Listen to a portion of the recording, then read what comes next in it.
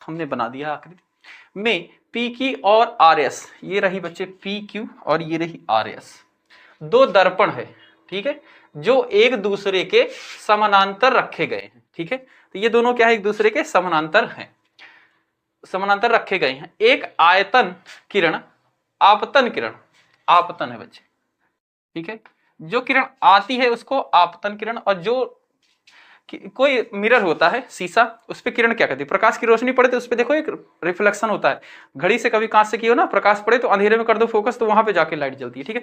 तो वही, तो एक किरण आ रही है, आप पढ़ोगे आगे, एक किरण यहाँ पे आ रही है, ग्लास पे जैसे ही पड़ेगी वो क्या हो जाएगी, परावर्तित हो जाएगी, ठीक है। तो एक किरण आ रही है, ठीक है, एक आपतन किरण ए बी, ये है ए बी किरण आ रही है दर्पण पी क्यू से, ये रहा पी क्यू दर्पण है, बी पर टकराती है। तो इस दर्पण पे कहां पे टकराई रही है, बी पे टकराती है, टकराती है, और परावर्तित किरण पथ बीसी यहां पे टकराई और तुरंत ही परावर्तित किरण हो गई बीसी, ठीक है। परावर्तित किरण बीसी पर चलकर दर्पण आर एस से, ये रहा आर एस से सी पर टकराती है, सी पर टकराती है, तथा पुनः सीडी के अनुप्रस्थ अनुदिश परावर्तित हो जाती है। तुरंत क्या होती है, ये दो सीडी पे परावर्तित हो जाती है। सिद्ध कीजिए ए बी समानांतर सी डी, ये रहा ए बी और सी डी, ये दोनों सिद्ध करोगे समानांतर है, ठीक है। तो बच्चे ऐसे प्रश्नों को लेके सबसे पहले इसमें तरीका है कुछ लिखने का कि क्या क्या दिया गया है सबसे पहले, ठीक है।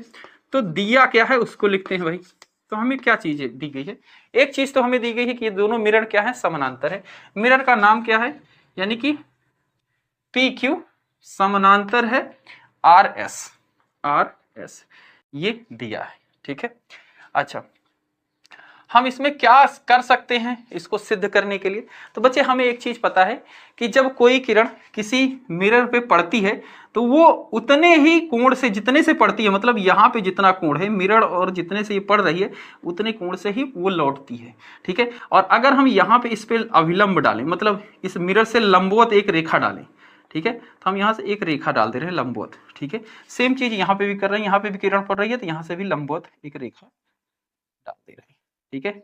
ये दोनों बच्चे समानांतर मिरण थे, तो जो ये लंबवत पड़ रहा है, ठीक है, ये दोनों भी एक दूसरे के समानांतर होंगे, ठीक है। इनका नाम दे देते हैं कुछ, ये बी ई दे रखा है क्या, नहीं, बी से जा रहा है बी ई, और सी से जा रहा है डी, तो दे ही रखा होगा, नहीं डी दे रखा है एफ, ठीक है, एफ, ठीक है। हमने इसमें क्या किया, रचना नहीं, सिद्ध, सिद्ध क्या करना है भाई, सबसे पहले सिद्ध क्या करना है उसको लिखते हैं। सिद्ध करना है, सिद्ध क्या करना है, सिद्ध करना है बच्चे A B parallel C D, A B parallel C D, ठीक है। हमें जो सिद्ध करना है वो भी हम लिख दे रहे हैं, ठीक है। तो जो दिया गया था वो लिख दिया, सिद्ध हमें ये करना है। अब हम क्या किए सिद्ध करने के लिए, सबसे पहले हम इसमें अभिलंब डालेंगे, ठीक है। तो रचना इसको बोलते हैं कि हमने क्या किया, रचना क्या किया है, हमने पी क्यू, पी क्यू पर अभिलंब, अभिलंब क्या डाला है, बीई, और आर एस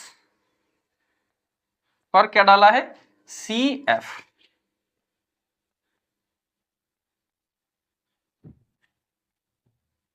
सी एफ, यानी कि सी बिंदु से एफ पे जा रहा है, ठीक है। तो ये हमने रचना कर दिया भाई, ठीक है, ये तो हमारी रचना हो गई।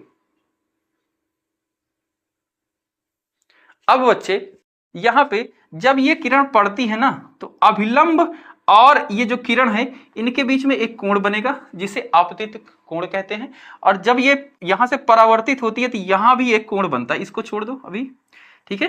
तो बच्चे जब ये इस पे पड़ेगी तो ये अभिलंब और इनके बीच में एक कोण बनेगा जिसको हम एक नाम दे देते हैं, ठीक है। और जब ये परावर्तित होगी तो ये क्या होगा, एक कोण बनाएगा, उसको दो। और बच्चे साइंस में पढ़ा होगा कि ये दोनों के कोण क्या होते हैं, आपतित कोण बराबर होता है परावर्तित कोण, ठीक है। सेम क्रिया यहाँ पे होगी, जब ये किरण यहाँ पे पड़ रही है तो यहाँ पे एक कोण बनेगा, जब यहाँ से जाएगी तो अभिलंब पे, अभिलंब और इस किरण के साथ एक कोण बनेगा, तो इसका हम नाम दे देते हैं 3, इसका 4, ठीक है।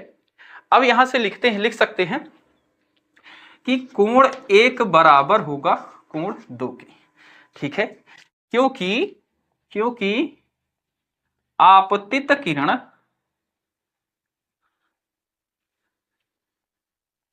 आपतित किरण बराबर होती है परावर्तित किरण, ठीक है। आपतित किरण बराबर होती है परावर्तित किरण, ठीक है। और इसी तरीके से कोण 3 बराबर होगा कोण 4, कोण 3 बराबर होगा कोण 4, ये भी सेम रीजन इसमें भी रहेगा, ठीक है। कोई दिक्कत नहीं होनी चाहिए यहां तक बच्चे, ठीक है। अब देखो बच्चे क्या कर सकते हैं, हमें सिद्ध करना है बच्चे ये वाली रेखा इसके समानांतर, ठीक है। ये रेखा हमको इसके समानांतर सिद्ध करना है, और हमने क्या डाला है, ये अभिलंब डाला है, ठीक है। ये हमने अभिलंब डाला है, मतलब इन दोनों रेखाओं के बीच में बिल्कुल 90 अंश का कोण बनाती हुई रेखा जाएंगी। तो बच्चे जब भी दो कोई समानांतर रेखा हो तो उनके बीच में जब अभिलंब डालते हैं तो वो भी एक दूसरे के समानांतर होते हैं। अगर बच्चे ये दोनों रेखाएं क्या है, एक दूसरे के समानांतर हो गई, तो कोण 3 और कोण 2 क्या होंगे, बराबर होंगे। हाँ बराबर होंगे। क्या रीजन देंगे, ये क्या है, एकांतर अंतः कोण है, ठीक है। ये दोनों समानांतर रेखा हो गई, तो ये क्या हो गया, तिर्यक रेखा हो गया भाई, ऐसे ही बन गया ना। ये लो ये ऐसे, ठीक है। ये समानांतर, ये दोनों समानांतर हो गई, तो ये हो गई तिर्यक रेखा।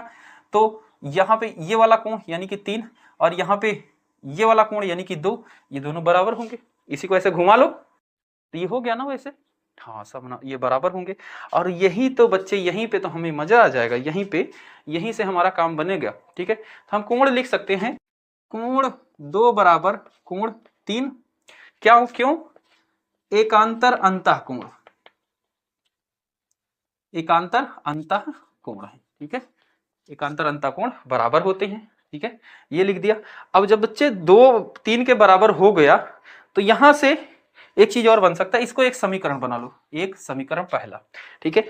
अब बच्चे 2 कोण बराबर किसके होता है, कोण 2 बराबर होता है कोण 1, तो कोण 2 की जगह पे मैं कोण 1 भी लिख सकता हूँ, हाँ। और कोण 3 बराबर होता है कोण 4, यानी कि कोण 3 की जगह 4 भी लिख सकते हैं, ये निकल जाएगा ना। और इसको मान लो बच्चे दूसरा समीकरण, ठीक है। यहां तक कोई दिक्कत, ठीक है, यहां तक कोई दिक्कत नहीं। अब बच्चे मैं इसको थोड़ा सा मिटाऊंगा, इसका स्क्रीनशॉट लो या फिर नोट कर लो, फिर मैं आगे बढ़ूं।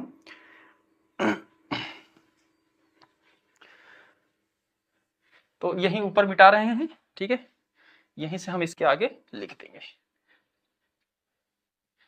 तो यहां पे बच्चे अब समीकरण 1 और 2, समीकरण 1 और 2 को दोनों को जोड़ो, ठीक है। समीकरण 1 और 2 को जोड़ने पर इन दोनों को जोड़ रहे हैं बच्चे, तो ये क्या हो जाएगा, कोण 1 प्लस कोण 2 बराबर कोण 3 प्लस कोण 4, हाँ हो जाएगा। अब बच्चे यहां से ध्यान से देखना, कोण 1 प्लस कोण 2 ये दोनों अगर जुड़ रहा है, ठीक है, और ये 3 और 4 जुड़ रहा है, और दोनों अगर बराबर हो रहा है, यानी कि ये पूरा कोण और ये पूरा कोण बराबर हुआ, ठीक है। अभी जो हमने किया इसके हिसाब से ये सिद्ध हुआ कि ये पूरा कोण और ये पूरा कोण बराबर हो रहा है। जब बच्चे ये कोण बराबर हो रहा है, तो जाहिर सी बात है ये ए बी और सी डी ये क्या है, समानांतर रेखा है, ठीक है। ये कैसा डायग्राम बन गया है, ये ऐसा है, ये सी डी हो गई और ये हो गई ए बी, ठीक है, और ये यहां से ऐसे जा रही है, ठीक है। और हमारा सिद्ध हो गया है कि ये कोण और ये कोण बराबर है। और जब बच्चे ये दोनों कोण बराबर होते हैं, तो ये अगर समानांतर रेखा ही तो होती है, ये कोण जब बराबर होते हैं जब ये समानांतर रेखा हो, तो सिद्ध हो गया, ठीक है। तो यहाँ पे सिद्ध हो गया। अब इसकी जगह, पूरे की जगह क्या लिख सकते हो, कोण 1 प्लस 2, इसको लिख सकते हैं कोण ए बी सी बराबर 3 4, यानी कि इस पूरे कोण को लिख सकते हो क्या, B C D, B C D, ठीक है। ये दोनों बराबर है, अतः अतः अतः अतः एक सेकंड, रेखा ए बी, ये ए बी समानांतर है सी डी, ठीक है। ये हमारा सिद्ध हुआ, ठीक है, ठीक है, सिद्ध है, ठीक है। ओके बच्चे, उम्मीद है समझ में आया। अगर कोई दिक्कत है तो बच्चे पूछ सकते हो कमेंट में, ठीक है। मिलते हैं अगली वीडियो में, हम शुरू करेंगे अगला चैप्टर। बाय बाय प्यारे बच्चों।